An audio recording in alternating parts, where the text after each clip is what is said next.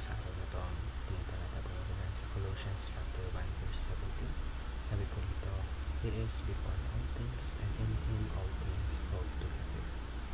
So ngayon po tatalala ako sa ating teachings for today. So ito po yung mga dapat natin maalala at maintindihan para sa ating devotion. So we will be focusing on how God sustains all of creation sa pamamagitan po ni Kristo. So lahat po ng nasa mundo, hindi lang po sa mundo, maging sa buong universe. So magmula po sa mga bituin sa langit,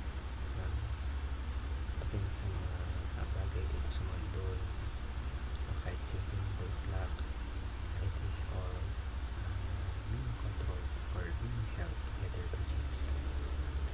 Ang Diyos po, He is not just the Creator, He is also the one keeping everything going right now. And also, let's remember that we are here not by accident. Kapag isipin meron gustong pagawa sa iyo ng Diyos, meron kang purpose, at dapat mo itong mahalin. So yung buhay mo, meron po yung kahulugahan dahil ito yung binigay sa iyo. And also, God doesn't want us to live stressed or afraid. That's why trust Him, because He knows everything. He knows what we need. He knows kung ano yung kailangan natin sa buhay. He wants us to rest in Him, to trust Him, kasi He is in control even when we're not. So ngayon po tayo ako sa ating application. So ito po yung dapat natin gawin para natin yung ating devotion. So dapat let's try to fix our eyes.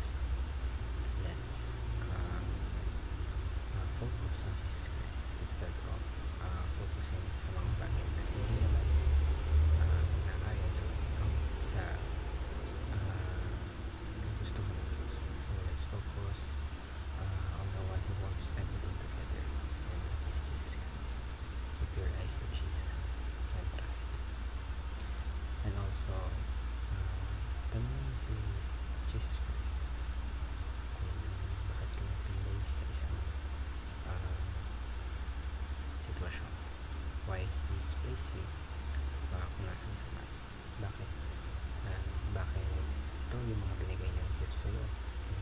Sino yung mga maaaring matulungan. That's why buhay po tayo na may purpose. Alam natin yung purpose natin. Dapat i-fulfill natin itong gawin na ito ay ni-atas or pinagkatiwala sa atin.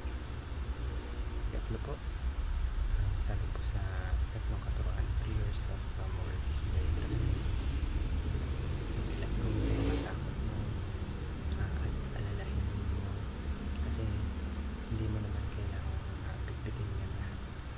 Alam ng Diyos kung yung sitwasyon mo, and He is faithful.